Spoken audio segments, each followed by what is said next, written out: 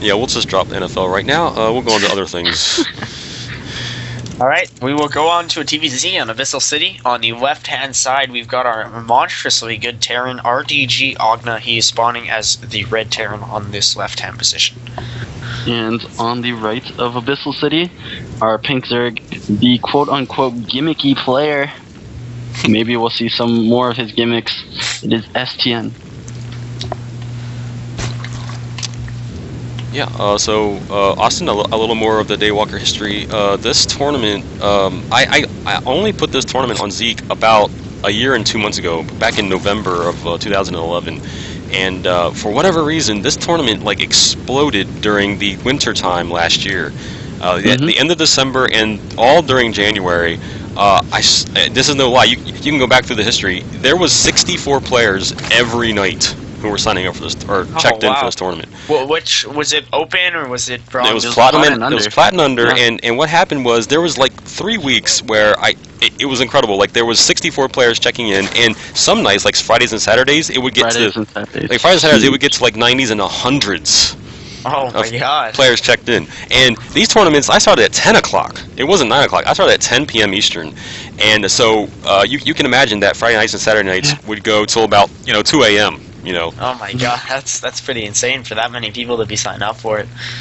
Yeah, wow. So it was pretty nice about a year ago, and then finally over the summer I just got tired of the Smurf accusations. It was getting ridiculous sometimes. Like people would complain about the tournament being a nonsense tournament, because of how many Smurf accounts were joining in and stuff like that. So I kind of said, okay, you know what, maybe this isn't the best for me right now, and I decided to change, and I'm going to take this route about holding opens and see what happens. So yeah, it's ever since I first started casting them, it's been pretty interesting. There's been high level play. I mean, every time you get to the semifinals, the people have had to fight through generally 3 matches beforehand, so you'll have mostly masters left over. But I mean, it's an experience to be a part of, whether you're casting, whether you're watching the stream, or whether you're playing. So if you're platinum under and you're hoping to join the ranks of DayWalker champions or finalists, then it's even somebody like Ice Never Melts. I mean, he's played in a lot of tournaments, and I'm sure he'll eventually have his breakout tournament where he goes deep into it, because he's always trying at it, so he gets that 1 or 2 games in and progressively gets better and better. Yeah. Austin, while this game is still starting, before anything happens, we're getting requests for another joke. Okay, I'm trying to recall this one off. Actually, no, I can just open up my chat. I have a friend, Zapper, here on Battle.net. He plays a lot of StarCraft, and he gave me a whole list of them. So one of them is why are Protoss so famous? And it's because they have lots of stalkers.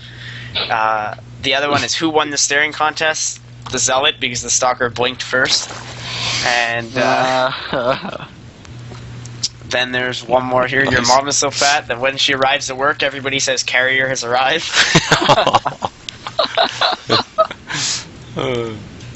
Nice. Okay, so yeah, there was another one too that I'm trying to recall this off memory. It was a Templar returned to base, and as I would ask him, "What's wrong with you? You look like you've seen a ghost." I actually looked up jokes on Team Liquid, and I found a thread. It was pages. It was probably 20 pages long of jokes like this. Yeah, so good stuff. Good stuff. So Ogna going for that fast expand, and SDN grabbing 3 fast bases. So we're gonna have a macro game, it seems. Yeah. He's gonna try to put on pressure. How many queens are out? Just 2. Just two. Just 2. So this pressure might do a little bit of damage. We'll see what Ogna can do with this.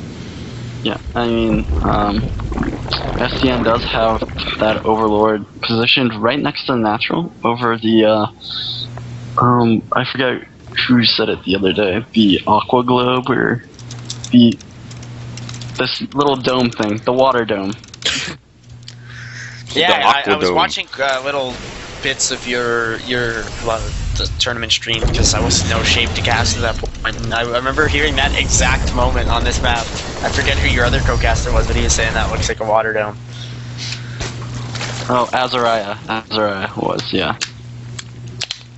The water dome.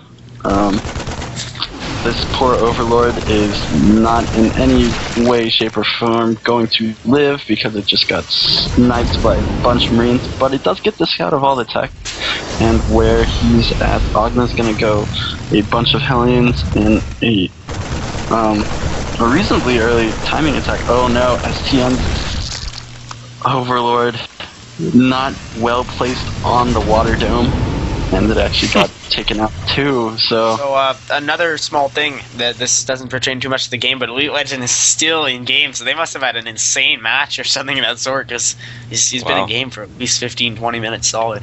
Wow. Jeez. Hellions headed up to the top, going straight at that third, and STN has a spine crawler there, so he'll be okay. Ogna is getting he's got his Hellions off the reactor, of course, and he's going for a starport, so I can definitely see some cloaked Banshees maybe after Stim finishes if he decides to switch up those two buildings. You often see out of, I guess not, he's moving into the reactor, but usually you'll see 1-1-1 Hellion Banshee. And a third base going down for Ogna. Wow. Yeah, that'd be a pretty greedy play, but I guess he's in it for the long haul here. Very greedy, and I'm wondering what this... Okay, this reactor will be... Also, a side note, sorry to interrupt, a double Evo chamber here out of STN, so both players, they're playing greedy, as if they're a match made in heaven. They had this ESP agreement, you know, they kind of mind melded and said, okay, you know what, guys, 20 minutes and we'll get this game going. Yeah, like NR 20 minutes, NR 20 minutes or anything. Yep. And so Ogna, wow, 3 more barracks on the way, so going to go. Oh no, watch the Hellions, Hellions! Oh, that is really good position. Really good positioning. Yeah, you got a good surround. Those wings, they were just barbecued there. Oh. Yep, really nice positioning from Ogna, especially with those Hellions in the back, so they could deal their damage. 4 Banelings being morphed in now at the, actually no, 8 Banelings at the natural of STN, so he's ready to defend. I mean, if this was any lesser player, they would be practically bowing out of this game at this point after that loss of Banelings, but on STN, if he can get a good surround and explode those it's gonna be close. Without Baneling speed, those Banelings won't do anything. Very difficult to outrun Hellions. But the Wings are gonna manage to take out a good number of the... Good chunk of units gone, but still, Ogna's got this force pretty strong in him. He might be able to just win this game outright with this ragtag force he has. With a bunch of Lings, I don't know about that quite yet. Well, it's because they're split up off of his 3 bases, though, so he can't. That's gonna be hard. So 1 Evo is going to fall, and I don't know, this is looking pretty good for Ogna right now. Yeah, really good spot for Ogna. Just gotta be careful to maximize that. Nice position. Yeah, very nice choke. But the drone's pulled there, so... Oh! Marines are gonna die. Nicely done from STN holding this off. He's not gonna die. He didn't lose... He lost 5 drones, so I mean, he didn't lose all that much out of this. And Ogna's off at 3 bases, but STN is gonna need to grab his 4th soon. So if we check out the units lost tab, oh my gosh. Yeah, wow. That's really where the difference... That's where it hurts. I mean, a lot of Lings were made. Yes, a lot of drones weren't made, but that's a lot of larva that could have been drones, could have been anything else. So we're gonna see the Spire, by the way. That like I mentioned, I think in a week ago, that Mutiling Banewing is that less preferred, more difficult ZBT style. It looks like STN is going to go for that, so he can get some very good counter aggression off if we look at the bases of Ogna. No missile turrets. He's got his force centralized, so it would be. I mean, STN would be in a great position to counter this Marine tank medevac kind of force that you see. Yeah, here's that little push from Ogna. He's going to take the bottom tower, but. Baneling speed is finished, like you said in that last game. It would have been really useful if he had it. Yeah. Now he does, so that'll give him a bit of a boost. And his Spire finished. I don't think he has the kind of gas to get mutas just yet. You don't have enough gas to get mutas if you make 15 Banelings at once. But he's going to go for a huge flank here. Oh my god. The tank's easing up just a little late. A lot of the Banelings crashing into them. Can STN get a good... Oh, very nice. Nice pickup. Still a good number of Marines died there, so I mean, I saw that out of Marine King Prime in one of the games I casted on my solo channel the other day. He just lifted up his whole force of Marines and then started dropping them down individually to detonate a bunch of Banelings. Yep. I mean, still nicely done from Ogna to save a lot of his Marines. I really like this positioning. I mean, STN looks like he's going to posture towards that third, but that bunker so nicely. Yeah. Oh, it's got Fort Knox there. I mean, you're not getting through there anytime soon. And, yeah, super sweet. I mean, what I'd really like to see is STN transition to those Mutos. Oh, here we go with that attack on the third. Ling's in the mineral line. Banling's getting sniped, actually, not doing much damage at all. And see, he's getting his flyer attacks level 1, STN is, but he has no Mutas on the field. He needs to get them out and just kind of force his opponent to play safe, because if Ogna's allowed to roam freely across the map, oh, I should eat my words, he's getting 6 Mutas, but, I mean, he needs to be careful here, because Ogna has a dangerously large marine force. yeah, I think at this point, Ogna is ahead because it was 3-base. 2-3 base, and Zerg, you want to be ahead 1, so it's going to be really hard to catch up. Look at that bank that Ogna has right now. It's ridiculous. Like, absolutely ridiculous. Here's that engagement. These Lings will get the surround nice on this Terran force, but oh, all these medevacs running into a bunch of Mutas, that's not good. Yeah, but the Mutas, okay, now they're going to be in the chase of medevacs, but they were underneath the Marines for a little while there. Even a tank going to be a free kill here out of STN if he is able to pick it off in time. No, he's just going to pull out. So only the Mutas are revealed, so that Thor is getting us a reactionary. Thor and 8 missile turrets, because man, you hate air so much. You just need that many missile turrets.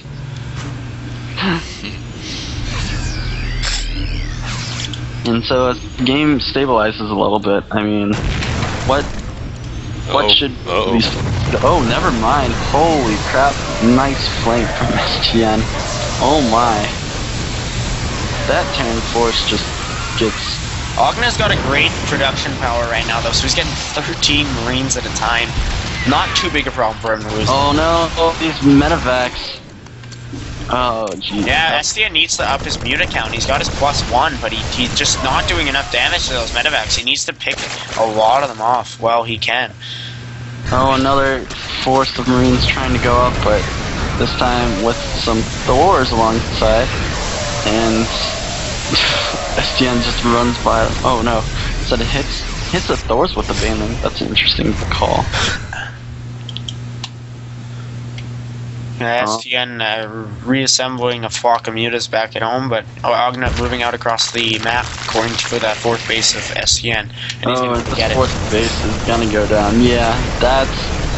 STN really needed to defend this. Look at all those units streaming. Like, if you check the mini-map, it's literally a stream of units going across. And I think this is where Ogna is going to pull away here. A lot of Marines. +1, almost at +2 now. In the Thor for those Mutas, it's not a good position for STN whatsoever. 4th gets sniped, taken down. Wow, he takes his own 4th with Ogna. And 66 Lings in production, but damn, that's so many Marines and tanks taking position. It's just not gonna work too well. Yeah, I definitely think this game is Ogna's at this point. I mean, he just defended very nicely against all the mutilating Banning aggression. I don't think STN got enough Mutas right away. He only got that small clump of like 5-6, and you need that flock of at least 12 plus to be able to deal damage. And plus STN, after that push out from Ogna with the Marines and Aliens, he didn't get enough counter aggression on his opponent's SCV line. Like you said, with the resources lost, it was just too great at that point for him. I mean, STN can hold off these pushes, but in the meantime, I mean, Ogna's on 4 bases. He's got ridiculous production. I mean, like you said, 13 Marines at a time. That's not... Look at these splits. These splits he's pulling on all fronts. Oh, jeez. This game should be over very soon. And we're just waiting for a GG from STN. Yep. More like a paragraph, but